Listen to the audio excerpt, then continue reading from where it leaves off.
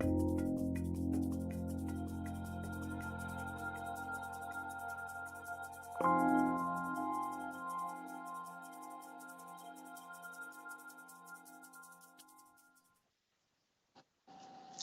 everyone, good afternoon or good morning, wherever you're joining us from. I am so pleased and thankful that you have joined us. Welcome to the Rouxbe family. If you are new, welcome to these live events. If you're just joining us or checking us out, whatever it is, we're really happy to have you. My name is Barton Seaver. I am a chef. I am an author. I am a father, a proud resident of the delicious, ragged, jagged coast of Maine, from where I join you from today in my home kitchen. And those of you who have joined in the past know that, well, I like to just start off by sort of acknowledging what cooking is.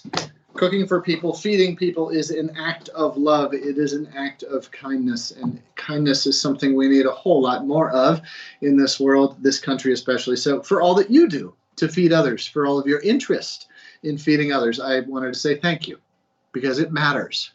What you're doing is a noble undertaking, and it improves lives. It improves health. It improves that of the experience that we all share together around the table. So thank you for that. The other thing that any of you who joined us in the past know that I like to do is offer just, well, a little gratitude for the day. And yeah, because, well, it helps. Gratitude is an incredibly powerful thing, but only when expressed. So today, though we are past the solstice, the shortest day of the longest effing year of our lives, all of us, and welcome to 2021. Yay, Happy New Year. Though we are past the dark days, still we are, well, up here in the north, we still have very early onset of evening. And so I'm giving thanks for my kiddos. I've got a 5-month-old, nearly 6-month-old child now, as well as a 4-year-old, and they are brightness, and I cherish their light. So that's what I'm grateful for, and I hope that you will maybe share with us one of the things that you're grateful for. And with that, let me go through a couple of the things here on your screen. Questions over there on the right-hand side. As some of you are figuring out already, you can click the little heart button on them in order to like that question and then bump it up in the queue to make sure that I answer it. We'll be going today until just about 10 after the hour or so when my family is coming home, and I will have a very loud kitchen here. So we'll get to those questions first. If you check down just below the picture of where I am in the screen there, you'll see oh, we don't have an event document today. This is just office hours, yeah. So anyway, please see there my Twitter handle, not my Twitter handle, my Instagram handle. Please follow me there or on Facebook. And join us every other Thursday here at this time for any of these events. We often do themed events where we'll be teaching about one topic or other. We'll be featuring recipes, etc. And if there's any topics that you would like to see us dive into deeply, let us know. Send it over in the comments question or send me an email, barton@rouxbe.com. And hey, we'll take your suggestions and maybe try and weave them into one of the events. And check back to our archived events as well. All right. Welcome to my kitchen. Let's take your questions. All right, folks. From Linnell. Hi, Linnell. It's nice to see you. Welcome to the Rouxbe family. It looks like you're a new student. And how do I pace myself through the 90-day course? Units are not divided into weeks time frames, so I know how much to devote to each one. So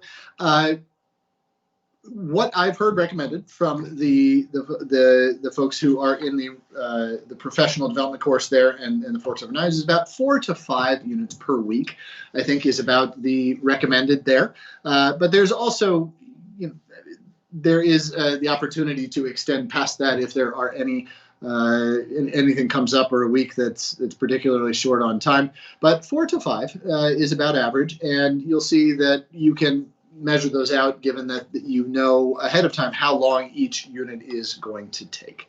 And if you have opportunity to, yeah, hey, get ahead, give yourself some leeway, but most of all, have fun. Okay.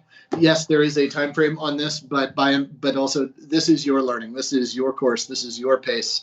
You know, stick with your class as much as you can, but ultimately it's going to serve you best when you are using the tool to fit into your life. Okay. And now I hope that helps, and congratulations. Welcome to the course. We're thrilled to have you. Okay, from Julie D. Hi, friend.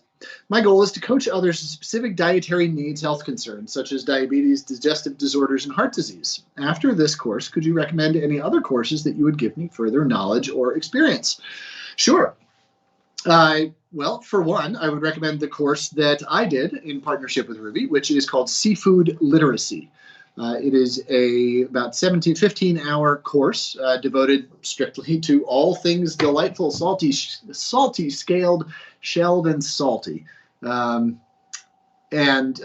Seafood is a big part of very healthy diets. As the new dietary recommendations coming out, we're seeing that there's an increased call for seafood as part of that, as well as a reduction in red meat and other animal proteins. So that is a big part of a healthy diet. So I would recommend that course as well.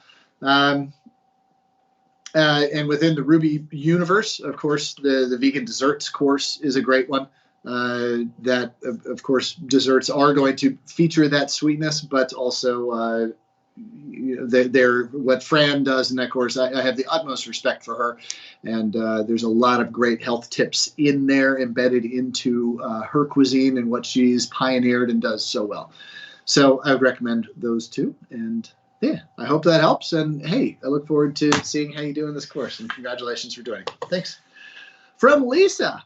Whoa, a seafood question. Hey, that's right up my alley. Yeah, I'm a seafood guy. What are your recommended sauces for halibut, red snapper, and mahi-mahi? Wow. Okay, so 3 very different fish there.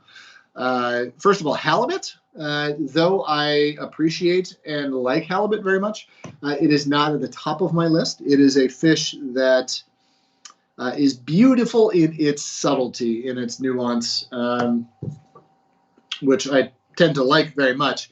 However, it tends to need a little bit of enlivening in my perspective. Not enriching necessarily. A lot of times halibut is paired with butter sauces, something rich such as that.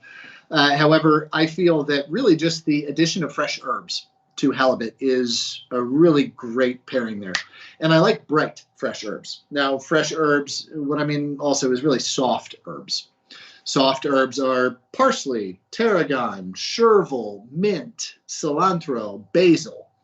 Hard herbs, or the resinous ones, being thyme, rosemary, lavender, other things like oregano. I feel like the flavor of that kind of pairs better with those more resinous, the hard herbs. So I think just a simple vinaigrette for halibut is really great. Whether it's a high quality vinegar, even red wine vinegar, sherry vinegar does very nicely with halibut.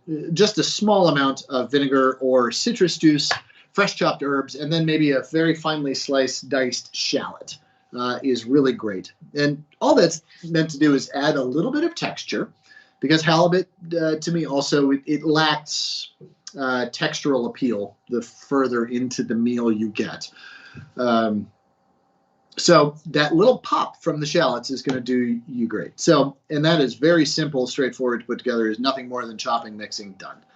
For red snapper, I think red snapper tends to be a fish that I don't actually sauce very much because it has such a charismatic personality to it. There is so much there.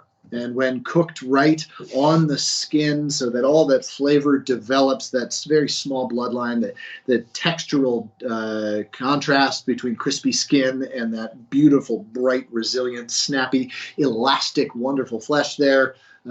As long as red snapper is seasoned well with salt, hey, I think it's kind of just fine on its own. However, if you want to do a sauce, something interesting there, the same, sort of a vinaigrette, maybe even a mustard vinaigrette, whole grain mustard, or a ground Dijon, something like that, would be really nice and would add a little pizzazz, a little funk to it. But also spice works really well with red snapper. So maybe even just a little bit of red chili flake mixed in some olive oil left to steep. It's great.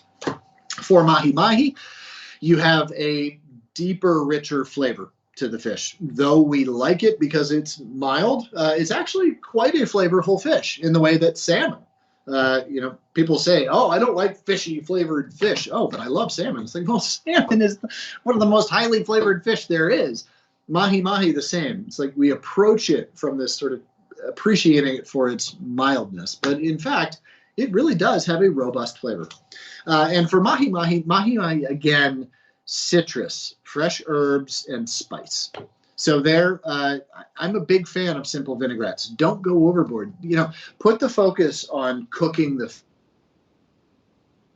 properly, and then make a really simple vinaigrette, maybe even ahead of time before you start cooking the fish. There's a French saying, "Il sauce fait passer le poisson." The sauce makes the fish passable, basically.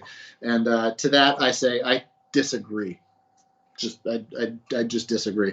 Cook the fish right. Mahi on its own is absolutely perfect. Make a vinaigrette ahead of time. Maybe a little lime juice, a little cilantro, some crushed red chili flake, and some olive oil does wonders for it. The other thing that pairs particularly well with mahi is basil. So a basil pesto made with walnuts, olive oil, and just a little bit of garlic. Money. All right. Hey, thank you so much, Lisa. I appreciate your question. Thanks for joining us today. All right, from Valerie. Keep or cut out the new green growth in garlic cloves. You know what? I keep it. I don't respond. I don't react. My body, my family's bodies don't react to that. I know that some people have some digestive trouble with that green stamen that is sort of growing out of the garlic there when it ages a little bit. But I think more to the point, it's really that the garlic is now aged and sort of entered a new biological phase by the time it really starts doing its work as really a bulb, an allium bulb, which is to grow a new one, right? So you've entered a different phase. The flavor has changed necessarily. And I leave it in. I don't think it affects the flavor to such a degree that I notice it. And if I do notice it, I find it kind of pleasant even. So if it's really overgrown, if that green thing is sticking way out of there, probably just you're better off to get some new garlic anyway. Okay. Plus, from a food waste standpoint and from a labor standpoint, if it doesn't affect the flavor and if it doesn't affect your digestion, why bother throwing it out? You paid for it, right? And sustainability calls for us to use all that we harvest. So, from your other question, do you cut off the dried ends of pre-cut veggies from the market? Example, mushrooms. Yes, I do. Broccoli stems in particular, the very base of cauliflower, yes. The very tips of celery, yes. Mushrooms, yes. And the reason for that is that the texture is very different. Now, to the sustainability aspect that I was just speaking of, well, you only have to take off a very thin little shaving, a sliver of it. So you're not wasting food so much as just paring it down just slightly. So I don't get bothered about that. But the other thing is, I just steamed up some broccoli last night for my kiddo. And it was the really stalky variety of broccoli. And I can't remember all the various species names, the varietal names. But, I didn't want to waste it. So, I cut off maybe a quarter, eighth of an inch off the bottom. And then I chopped up the stem. And I simmered that first in the water before adding the florets in. And that dried end is going to cook differently because it's a desiccated ligneous fibers, right? I mean, that is the fiber structure of the plant that has then air dried.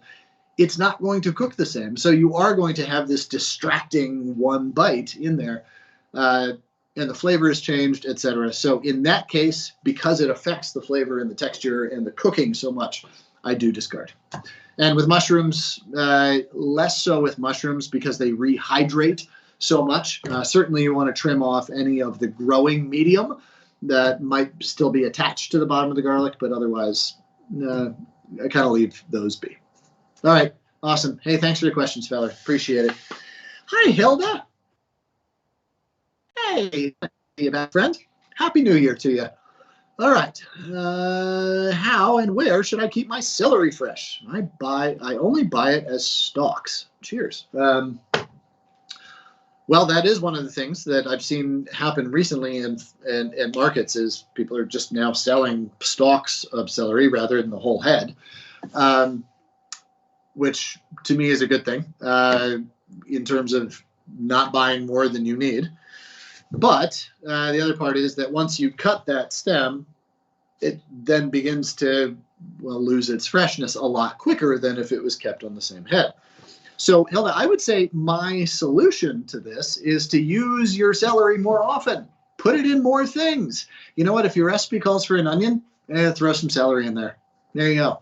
If you're eating a salad tonight, throw some celery in there. Buy yourself a good mandolin, like a Japanese-style mandolin, a nice broad one. And so you can shave it super, super, super thin.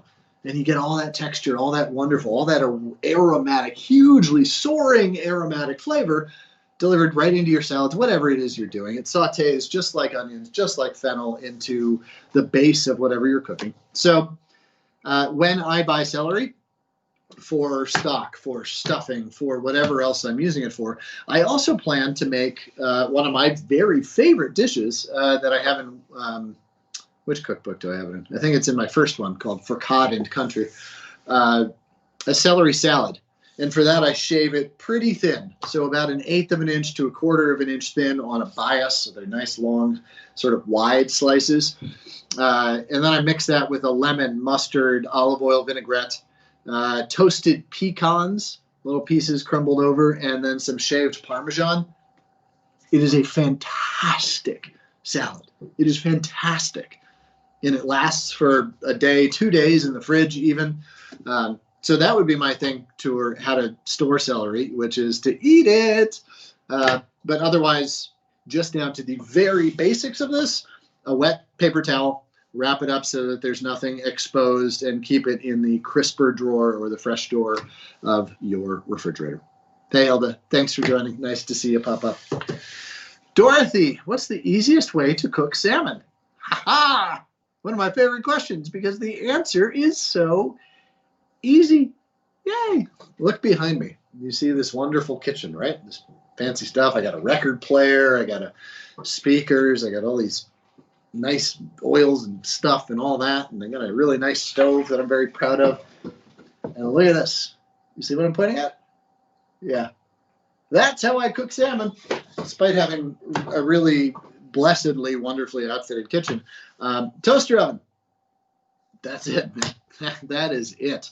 Dorothy, I cook it at about 300 degrees, skin on, skin side down. I season it well with salt before I put it in. I'm not a big fan of cooking with pepper, so I leave the pepper off. I like pepper at the table.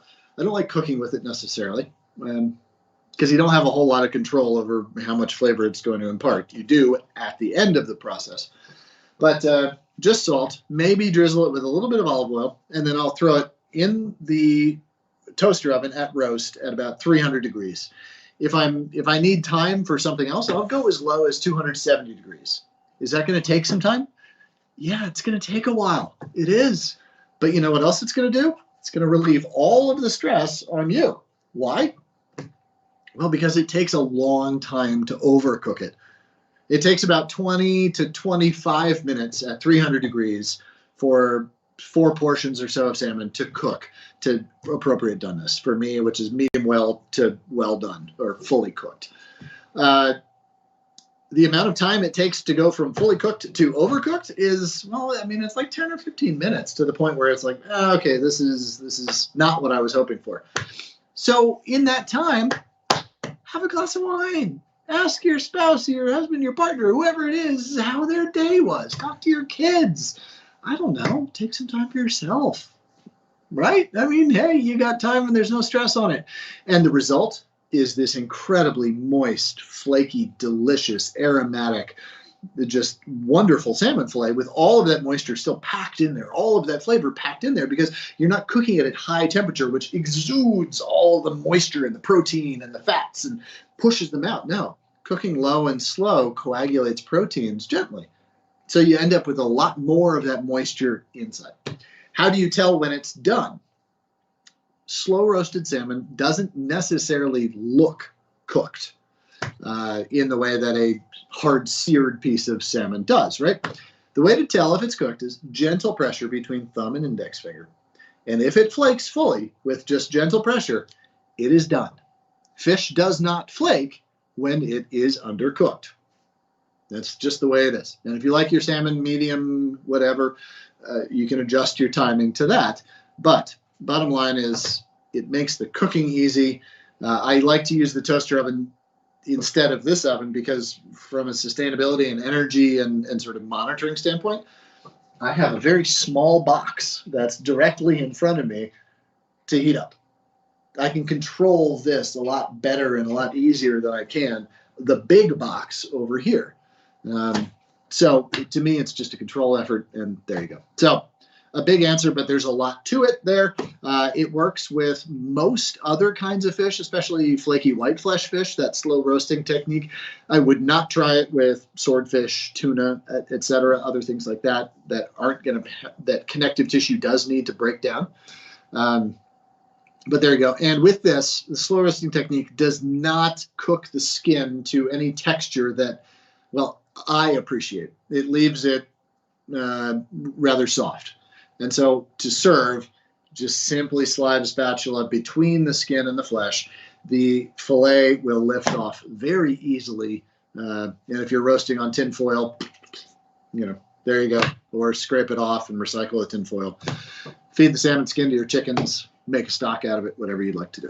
All right. Hey, thank you so much, Dorothy. I appreciate your question. All right, from Jane. When cooking salmon, do you recommend leaving the skin on or removing it? Can you recommend some fish which are not too fishy? Sure. All right. Hey, Jane. Nice to have you join. So skin on or skin off is, there's two reasons to leave the skin, well, to consider when thinking about skin on or off. The first is structural integrity. So if you have a piece of fish that is long and thin and breaks apart very easily, say haddock, and you're trying to grill it, leave the skin on. Why? Because the skin keeps it together. So you feed your family, not your fire, right? It makes sense. If you're grilling a piece of salmon, yeah, if you're using high heat, you want the other thing to consider with skin on is, does it add any textural contrast, right? And if you're grilling and you want that seared, charred flavor to it, great. It's fantastic. Leave the skin on. I rarely find that it is worthwhile to take the skin off before the cooking process. Here's why. Skin protects the flesh. Right? It provides a barrier just as it is right now. Bad stuff outside, good stuff inside, right? Hey, yeah, I like to keep the good stuff. It is that sort of the militarized zone between the out and the in, right? And if you're trying to keep all the good stuff in here, well, the skin plays an important role in that, right? Same thing with cooking. Cooking your salmon low and slow, cooking it high and heavy. Whatever it is, it's going to provide a barrier to that heat. It's going to help retain moisture, retain fat, and it does add some flavor. The other consideration for this is, what's your intended outcome? Do you want the salmon skin as part of the meal? If you do, well, then it should have some texture to it. If it's slow, low roasted, it's going to have a very soft, not very appealing texture to it, right? So, but the flesh is going to be delicious and protected from that skin. But if you are going to be serving the skin, then you need to apply a level of heat that will accomplish crisping. Now, the level of heat that will accomplish crisping the skin will overcook at least some of the flesh. So there's a trade-off there, and you need to think about what your desired outcome is, and then adjust your tactic or your cooking method to suit that. So there you go. I hope that helps. There's a lot to think about when it comes to skin on or skin off, but the bottom line is you can't go wrong with cooking it skin on. The skin removes very, very easily after the fact, regardless of your cooking method. So there you go. Can I recommend any other fish that are not, quote, too fishy? The first is I don't like to use the word fishy. I know I did earlier today, sort of quoting other people, but fishy is like, that's the dude in your neighborhood that looks like he's up to no good behind his cloak, right? Wearing his hat, the Crime Dog McGruff, like neighborhood watch posters, right? I mean, they're like fishy. Fishy is bad. Full flavored, robust, vibrantly flavored seafood, right? Doesn't that sound so much better? I mean, hey, mackerel has done nothing to you. Let's not give it a bad name, right? Just because it might be vibrant and robust in its flavor doesn't make it a bad thing. So I like to just always refer to food in positive terms because it deserves it. But fish that are not too robust or big in flavor, so any of the flaky white flesh fish, anything from the richness of sablefish and Chilean sea bass down through the big, steaky, meaty halibut with its somewhat granular bite to it, to the cod family, cod, pollock, haddock, hake, cusk, are all absolutely delicious. Tilapia, catfish, etc. The trade-off there is that omega-3s, which are so good for our hearts, for our brains, for our aging process, for our skin, for our mood, etc. The trade-off is that generally the more flavorful a fish is, the more omegas there are, because flavor in seafood largely comes from fat.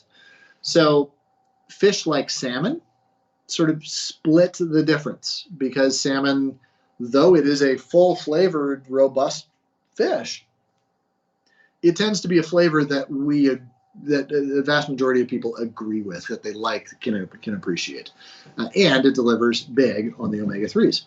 So there's an incredible large world of seafood to explore. I've got a number of books out in the world.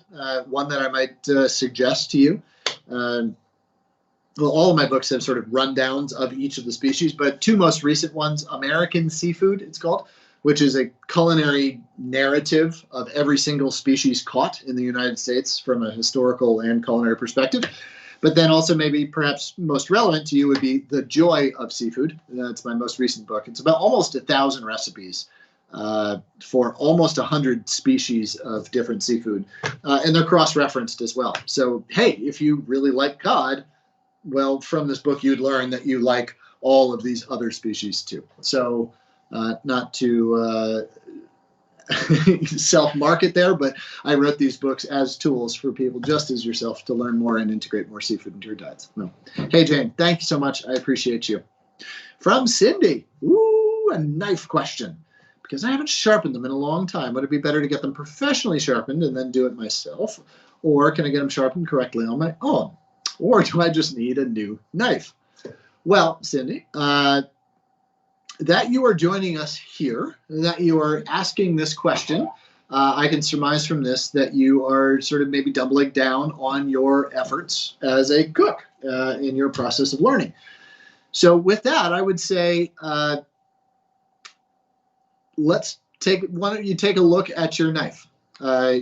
Is it a knife that's going to last you for years and years and years from this point forward?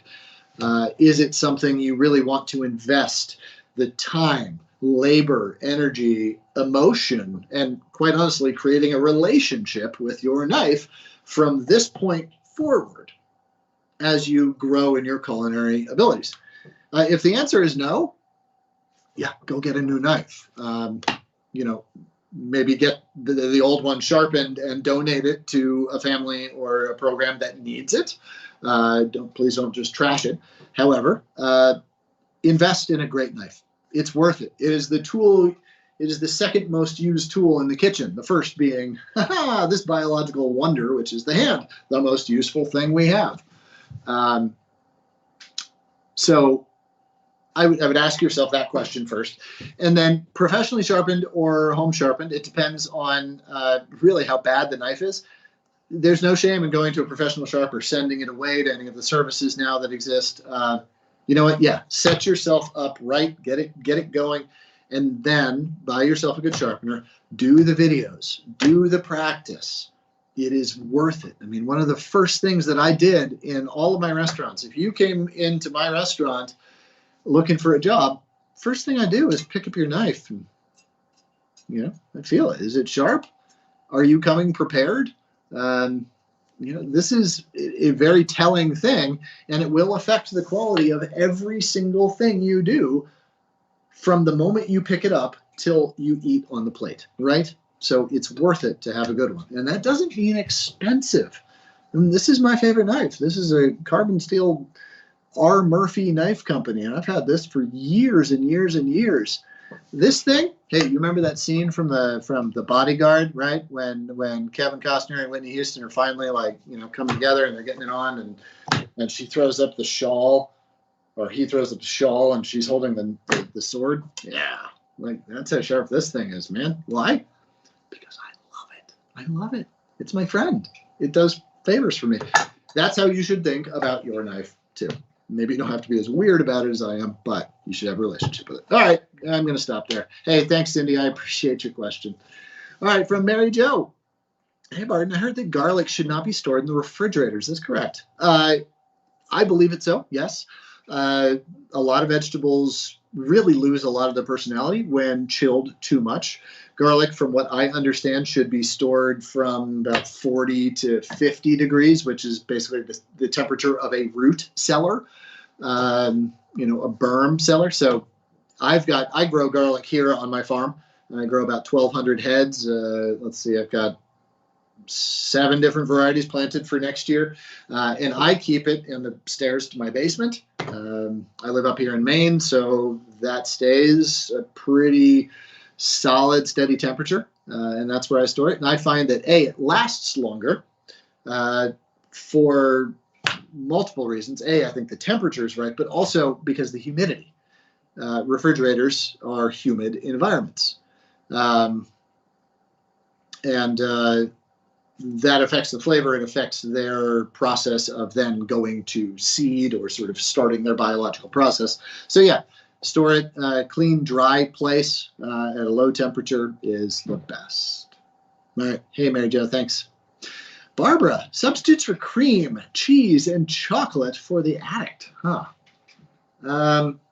You know what? I'm not the best person to ask about this. I would forward this question on to Fran over at the Fran's vegan dessert course here on Rouxbe. She is the world leading expert on vegan desserts and does an incredible course.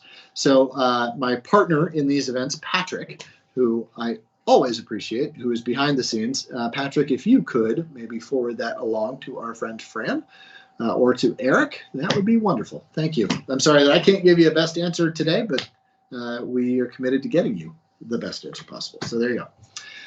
All right, from Don. Hey, when a recipe calls for stir frying rice, such as the Ethiopian wild rice pilaf, how do you best determine the correct temperature of the pan if using the water test method is the same as we learned for sauteing? Yes, true. With rice, especially because you have so much surface area that's going into the pan. I mean, think about how much of that pan you are going to cover with rice. I think the pan needs to be even hotter than it does when you are sauteing. Now, think about a saute pan, right? Okay, you put a mushroom in it, and the mushroom, and I'm just going to use this orange, there's the mushroom, right? That much of the pan is now exposed directly to the cool of the mushroom, right? Now, if you have a pan this big and you put your rice in it, what are you doing? You are literally covering the entire surface of the pan. You are going to cool that pan down a lot more. So that water test is a good one to use. In my house, I use the does it hurt if I touch it test, which I, as a professional and educator, cannot recommend to you from a legal perspective, but I have found in my own life that works. But the water test, certainly. And then if that is beating up as sort of that mercury ball test, I'd give it another 30 seconds. Anyway, get it really, really super hot. That's the key to getting texture and not dropping the temperature of your pan too quickly. Cheers. Hey, Don, thank you. I appreciate you. All right, from Janine. What do you think about air fryers? You know, Janine, I am behind the times on an air fryer. I asked for one from Santa. He apparently looked over my CV for 2020 and decided I did not deserve an air fryer. Yeah. I've had air fried food, though, at friends' houses, and I thought it was really quite lovely. I thought it was nicely done.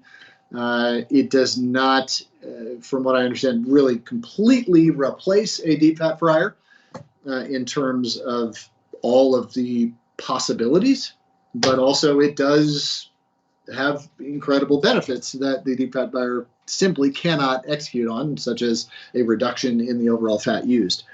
I'm sorry to say that I just don't have the expertise there. But you know what? I've been kind of hankering for some fish and chips recently, so I'm going to give it a try. Santa, I'm just going to go buy me an air fryer if one's available anywhere. Hey, thank you so much. I'm sorry I don't have a great answer for you today, Janine, but thank you for joining us. Appreciate you. All right, from Donna. For no oil cooking using the mercury ball method, okay, we just talked about this, that I need to turn the heat back down just after adding the ingredient, onions, for example, to prevent burning while stirring. Is it still effective when I have to turn it right back down? Yes. So the mercury ball test, what that measures is how hot the pan is empty, right? When you add your onions in, you are adding in an ingredient at some quantity that is very much below the temperature of the pan. So you're going to drop the temperature of the pan. With something like onions, particularly where you have so much sugars in them, yeah, it's key to really modify that temperature to make sure that you're not searing, singeing, burning those sugars right off the bat. With other ingredients that don't have as much sugar, let's say celery, which has virtually none, you're not going to have that same impact on the texture, on the flavor, on the color that you're going to. So I always cook a little bit below high heat. I'll turn it on. I've got a nice gas stove, and I'll turn it on to high heat, but then I don't, just for the sake of my pans even, I don't like the high heat coming all the way up the sides. Why? Well, because I don't have oil rimming all my saute pans, and so you're applying dry heat, and so you're actually damaging your pan on the sides where you're not lubricated there. So I diminish the heat just for that purpose alone. But yeah, it is not intuition, but it is a learned skill. You'll hear it, you'll smell it. Yes, of course, you'll see it. But these are the types of sort of lessons learned over time that you really need to incorporate. So, and what I'd say here is try it out a couple of different times. Try and burn your onions, right? Slice up an onion and try and burn it. See what happens. Slice up an onion, throw it in your hot pan with a mercury ball test, and then turn the heat all the way down to low and see what happens. It's really that experiential learning that's going to teach you this. And when we're talking about, hey, just onions here, it's a pretty cheap ingredient, and throw them in your stock pot when you're done. You're not wasting anything. But that would be really the best way to experientially learn this. Hey, Donna, thanks so much. I appreciate you. From Beverly, how can I help my family and friends and others transition to whole foods, plant-based eating? I am being the example sometimes, and I don't know where to go with it. I teach change your mind, change your life. Well, kudos to you, and congrats. It certainly does. These are good things that you're doing. From a psychology standpoint, people don't like to be told what to do. People don't like to be told to change, right? People want to be led towards change, because people ultimately do actually want to change, especially when that change results in, oh my God, I feel better, and I love better, and I love myself better, and I look better, and I sleep better, and wow. Yeah, of course, right? Yes, we all want to get there. But taking them to the pinnacle all at once is not the way. When talking to people about changing their diets, one of the things that I find it important to do is to understand from them, what are the things that they are really going to miss? Because when I talk to people about going vegetarian, they're like, oh, I would love to go vegetarian, but bacon, is the one you hear all the time. It's like, okay, fine, go vegetarian except for bacon, right? And then slowly wean off the bacon. It's not all or nothing. And the bottom line is, Beverly, if you're cooking them delicious food and showcasing that you feel better, you're brighter, you're more vibrant and alive and all of this, you're showcasing all of the good that's going to come from it. And if that delicious food is like, oh my God, this is so good, I don't miss a thing, right? Okay. But if that person then wants to go have a hamburger once a month, like, cool. Get them 29 of 30 days there. That's great. And then let the magic of a whole foods plant-based diet and the way that they feel get them over that finish line. So I feel it's really, this is a psychology question, not a culinary question. Because what people associate with food, it's not just like, oh, I got to have bacon. Like, no, it's not about that. Or like the hamburger. There's comfort associated with that. There's memory associated with that. There's deeply rooted psychological, emotional, experiential, aspects of ourselves that are so intimately tied to food. And so understand that that's what we're not working against, but working with. And ultimately, that maybe that hamburger, well, let me know. Oh, okay. All right. Sorry, everyone. A little technical glitch there. Patrick, thank you for checking it out. I understand that's the same passion that you are coming to this from and wanting people to change. So, again, kudos to you. Yeah. Anyway, I hope that helps. Cheers. All right. Annette. Hi, friend. Nice to meet you. Welcome. What's the best way to balance cooking at home when I'm the only one eating plant-based and don't want to have to cook 2 separate meals? I'm with you. I'm with you. I got 2 kids that eat different things, and yeah, I don't want to cook 3 different meals either. But so collaboration, meal planning. There's a whole lot of plant-based, whole foods plant-based diet that you can put a piece of salmon on top of at the end of the day and call it a really, really satisfying meal. And maybe if the salmon isn't put on top, well, great. Take the sauce or whatever, the basil pesto that you've made for whatever else, for whatever it is you're eating, and smother that over the salmon, whatever it is. Techniques like using the toaster oven, slow, low roasting, like that, where you don't have to pay attention to it. It's not like another meal you're preparing. It's just an ingredient that's going to satisfy whatever it is the other people in your household are looking for from that meal. That's the way that I would approach it. And that, quite honestly, that's how I do it in my house. If I want to be eating something, I will make a spicy sauce that my 4-year-old son doesn't like yet. He's trying it, he's getting into it, but I'll roast the salmon this way and I'll make the sauce separately. So sort of the reverse of what I just told you. And I'll put the piece of salmon on his plate and then I'll toss the salmon from my wife and I in the sauce over here. So that it's about that collaboration. It's about meeting in the middle. I know that wasn't a plant-based example, but meal planning is a big part of it too. And collaborating on that, getting together and looking ahead to the week and giving people input into it and being honest and clear with them. It's like, hey, okay, I'm with you on this. It's important to me that I'm serving you food that you want and makes you feel loved and appreciated, but it's also important to me, Annette, that I am following my diet. To do these different meals is going to require this much more work on my behalf. On my behalf. Can we meet in the middle somewhere?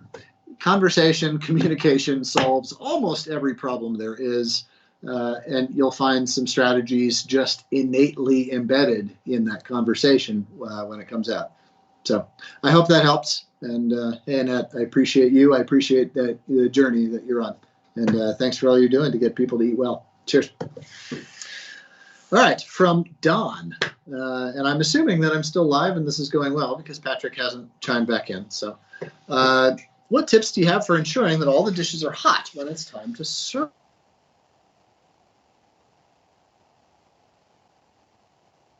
But something always ends up less than optimal temperature when serving.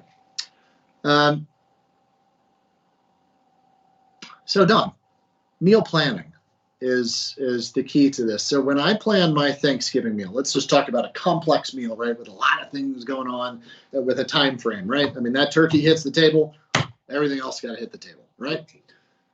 So the way I plan my meals is, well, I only plan 1 or 2 hot things, and I plan other things at a range of temperatures, whether it's cold, room temp, hot, etc. That's not giving up. It's not taking the easy way out. In fact, if you go to a fancy restaurant and have a great tasting menu, how is it organized? There's a range of temperatures, right? Because that's really satisfying to us. And when you sit down at the table and you have a crisp, cool green salad or a crisp room temperature celery salad, alongside hot mashed potatoes and whatever your sort of main is, that's really satisfying in the contrast, right? So I would say the best technique is to embrace the contrast, right? I mean, it's going to make it a lot easier on you. Getting everything hot at the same time is one of the most critical things that restaurants struggle with. Right? I mean, it is an incredible skill set to have in terms of the planning, the organization, the focus, everything in your mise en place, your plates in the right place, your serving utensils in the right place, everybody at the table at the right time, the table set. Oh my God, did we open the wine? Is there water? Where's the ice? Wow, there's so much to that, Don. Wow. Give yourself a break. Take some of that pressure off. I mean, hey, when you do pull it off, Don, buddy, pat yourself on the back because it's a damn fine thing you've done. But it's not necessary. So there's that whole aspect of it. The other thing is, hey, I've got a toaster oven here. If y'all can't tell, I really like my toaster oven. 270 degrees or so, 250 degrees, 225. It's got a keep warm function. You put everything in a bowl in there, whether it's your lima beans and as your sauteed zucchini, just throw it in there and let it stay. Think about, Don, serving in bowls. I'll be right back. What's the difference if you serve your sauteed zucchini with pecans and mint on this plate? It looks beautiful, and you want to serve hot, right? A lot of surface area open, Don, you know? I mean, hey, it's going to cool down really quickly. Let's say you serve it in the same bowl, the same dish in this bowl. Guess what's going to happen? Your dish is going to work for you. It's going to keep it hot. So it's not even just how do I organize myself, it's how do I organize literally the plates I'm going to use. And if you don't think that this is a key and fundamental part of how chefs run restaurants, absolutely. Just the way that we decide what plates are going to be used is a major factor. Right? Not just in the way it looks, but in the quality that we are expecting to deliver to the table. So, keep warm, low and slow heat. Plan your meals better, not better, but plan your meals towards success of executing on the desired temperature of each component. Yeah, I hope that helps, Don. There's a lot of chef thinking in there. But it sounds like you set some high bars for yourself, and I appreciate that you've joined us here today, and I appreciate the work that you're putting in to try and learn how to be really great at this craft. You're great. All right, from Ella, new student. Hi, welcome. Lovely to have you. I saw sea salt as the salt of choice. Is there any reason why? I have Himalayan pink salt. Can this be used instead? Yes, absolutely. Any salt that is going to be easily spreadable, so you can get it across the whole surface of a dish rather than if you have just large chunks. Guess what? Hey, I got a big thing with just 5 chunks of salt. It's not good, right? Any salt that's going to allow you to season broadly is good. Any salt that you can afford is good. I mean, they make ridiculous salts in the world that you can spend an awful lot of money on to achieve the same thing that you can with the stuff out of the, blue box. The key, though, is use the same salt all the time, right? Yes, it's fun and nice to have sexy salts, as I call them, lining your pantry, and you've got Maldon and this, and I've got this, sea salt from this place that's harvested by virgins on the side of Mount Olympus and blah, blah, blah. And it's like, wow, okay. Like, it's amazing, right? But salting a piece of food is a physical act. It is a physical memory. Here's my salt, right? I've got this nice little salt caddy with a little magnetic thing, so I like looking at it. It's always right in front of me. And what do I use? I use the only salt I've used throughout my entire life, which is kosher salt. Now, this is not to say that your salt is any better or worse. Why do I like this brand of kosher salt, the red box?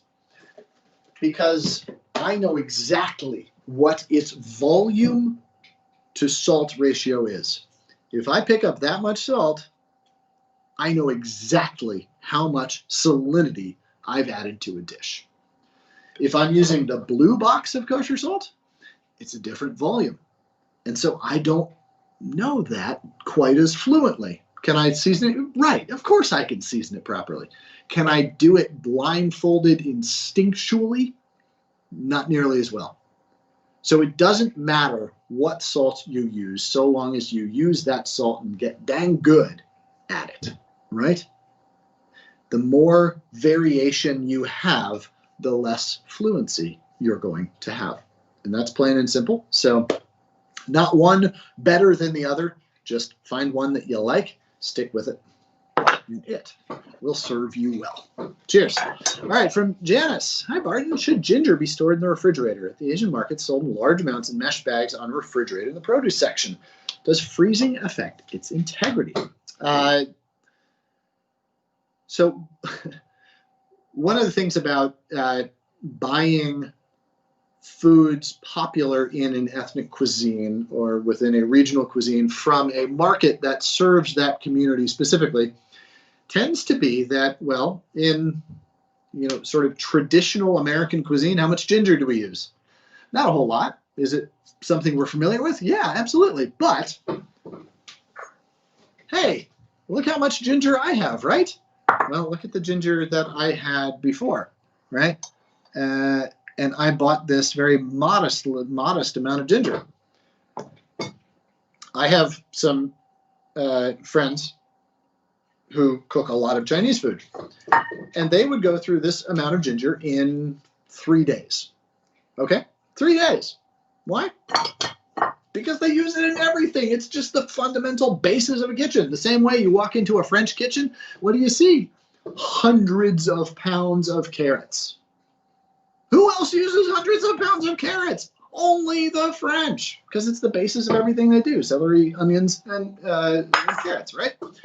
Same thing. So when you see something marketed in an ethnic store or a regional cuisine store, they are selling it to people that are going to use it likely a lot faster than you are.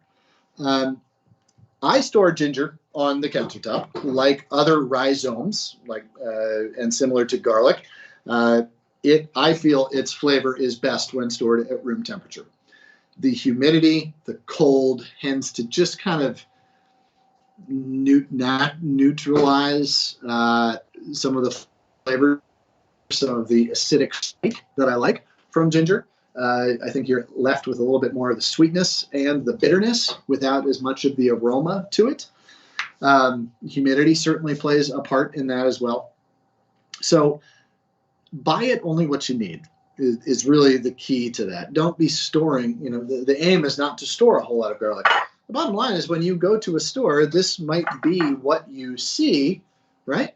But there's no reason you can't just buy this. I mean, they're used to it. Produce sections, that's what they say. A bag of a pound, 2 pounds, 3 pounds at a time. Why? Because you're going to use it in a week. So that's my thought on that. In terms of freezer and integrity, I think it does destroy the integrity. I think you're left more with just fiber than flavor at that point, and just kind of a sticky sweet essence without much of the glory, the fragrant glory that is ginger. Hey, Janice, I hope that helps. All right, we're coming up towards the end of our questions here. Just a few more, and then I'm going to have to say goodbye. But any questions that we don't get to today, please come back to another office hours. My good friend and colleague Ken is going to be doing one next week as well. And he is a magician in the kitchen, has great answers for you. So come back, see him, or send him off to this, the Rouxbe support team, and we will get your question answered. So from Chris, I have a difficult time getting a caramelized surface of pan-seared salmon. Got a tip? Sure do. Get it dry, nice and dry first. I season fish about 20 minutes before I put it into the pan. And then if you're really trying to get it seared and crisp, what does water prevent? Searing and crisping. Why? Because water is not going to get above 212 degrees, right?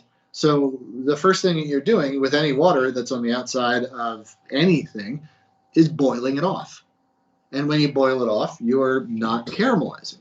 So the key then would be use paper towels. Season it for 20 minutes. Let that salt get in there. Let it absorb in through osmosis, and then pat that salmon dry. Pat it really, really well dry. If you're cooking with the skin on, take a knife and go from the tail towards the head on the skin and shave it like you were like a straight razor. You'd be surprised. You'd be amazed how much liquid comes out. You don't need to put a lot of pressure on it, but that scraping, shaving the moisture off, that's all moisture that you now then don't have to cook off. So you're going to start your caramelization process a lot sooner, which is going to A, yield in a better, crisper, tastier result, but also in a less overcooked section of the flesh that's closest to the skin. So that's the key there, but also the temperature of the pan. Do not overcrowd the pan. Get your temperature to the right spot, which is that little ball technique with, throw in a dollop of water or something and let it, if it balls up and sort of skittles around, then you're in the right place. If it just boils off, well, guess what? That's what you're going to do to your fish too. Make sure that whatever fat you're using, if you are, is up to temperature. Don't get your pan up to temperature, add your oil and your salmon all at once. Why? Because your oil's cold, right? You want your oil to be the hot lubricant between the pan, right? The other thing that I do is when I put a piece of fish in the pan, I will swirl it around. I will drop one fish piece in and sort of swirl it around a little bit, because what that does is it gives the pan and the oil some time to coagulate and cook those little bits on the outside so that you're not sticking. Because it's sort of swirling around in the hot oil, you're tempering it, basically, bringing it up to temperature so you're going to have less sticking involved. If you are using, and the other thing, as I mentioned, don't crowd the pan. If you're trying to cook for 6 to 8 people, do it in 2 batches. I mean, Chris, just cook 2 batches. Don't sacrifice the quality of the fish to the convenience of getting it all done. And you know what? Hey, crisp the skin, take it out, and then put it in your low, slow.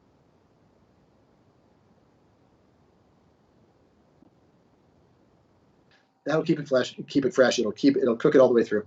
The other thing that I do is I tend to add, when I do saute on the skin, I will add it skin side down, and I will cook it about 70 to 90% of the way up on that skin. I will then flip it over and turn the heat off to finish cooking from the flesh side into the center. But the reason I do that is because the skin is there to protect the fish, right? And that way, you can crisp the skin over a longer period, of time.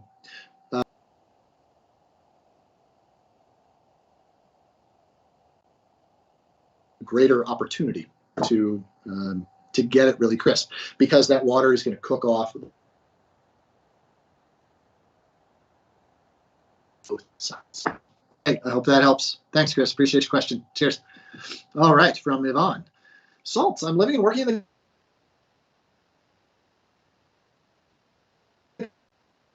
I know. Yeah. Humidity can't be avoided. Yep. Keeping salt from hardening up. Are there any special types of salt which work better for me? Can you explain the different salts, please? Sure.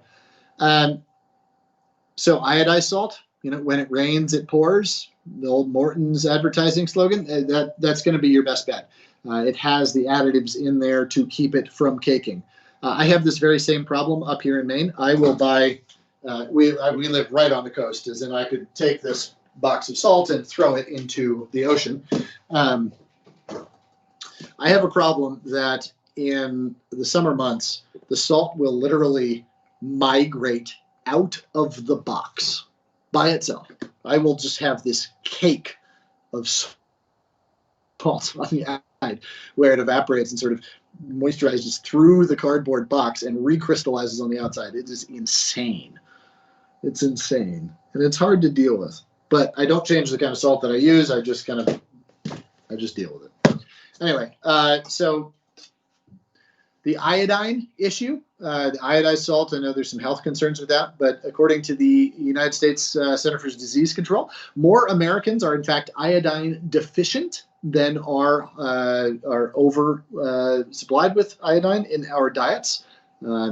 So I would figure out where you are on that spectrum, if that's a health concern at all. But iodized salt is a hard crystal. It is a very small crystal with a high level of salinity to it. So very little of it sprinkled very generously in a broad geography is going to work, as opposed to this really, really fluffy, flaky kosher salt. The difference there is, well, I just have a little bit more control, I feel, because I have more volume to the same level of salt. So I just have more to control. That's really the main difference between salts. In terms of being able to taste a difference, I've read some things that have said that even the very top tasters in the world, like people that do wine tasting and coffee cupping and people who are super highly trained, that there is very little, if none, difference between how we taste things. I don't necessarily think that's quite true, because there's a whole host of other ingredients in there and minerals and vitamins and nutrients and all these other things that have to have some reaction within the chemical processes of cooking. So I don't mean to sit here and take all the romance out of your sexy salts. But again, to my answer earlier, find one salt that really works for you, whether that's just, does it work physically because of your environment? And then get good at using that one salt. Hey, I hope that helps. Thanks, Ivan. Appreciate you. All right, from Laura. Does the way you cut vegetables and roots affect their nutritional properties or the way the dish there tastes, whether veggies are cooked or raw? Huh. What a fascinating question. I don't have I'm going to give you my best estimate at an answer here and say yes, that the way you cut a carrot, let's see. I'm going to use a potato. The way that you cut a potato does affect the way that it tastes, and here's why. When I am making mashed potatoes, I don't cut them. And the other thing I don't do is boil them in this much water. I leave them just barely covered. Why? Because what does the water taste like when you're done boiling your potatoes? It tastes like potatoes, right? So you have extracted flavor from the potato. The more surface area or cut exposed area you have on anything, the more reaction you're going to get from the cooking process. This is why we cut steaks across the grain. You don't have long steaks that are big, thick tubes, right? No. We cut fat steaks that have a lot of surface area so that you can get a lot of char, a lot of flavor, a lot of brilliant markings so that they'll cover the plate well, right? Think about that same process with vegetables. Now, how much flavor is the water going to be able to extract from this potato with its skin on? Not a whole lot. The more water I add, I would imagine the more flavor it could extract. But, okay, now how much flavor is it going to take out? Quite a lot, right? Now how much flavor is it going to take out? Even more, right? So Same thing if you cut a carrot for the cooking process. The more surface area you have exposed, it only makes sense that that's more fibers and tissues and cells that have been exposed and opened for nutrient release, water release, right? I mean, that just seems like physics, not so much just chemistry. That's just physics. Whether it's cut or when talking about raw preparations, I can't imagine so, other than maybe the very slight difference in oxidation that might alter some very, I would imagine, minuscule amount of the nutritive properties of a vegetable. So raw, no. Cooked, yes. But you know what? The other reason not to do that for cooking is because you want more of the carrot flavor in there, more of the potato flavor in there. So again, not a purely scientific answer, but one based on it and my best estimate.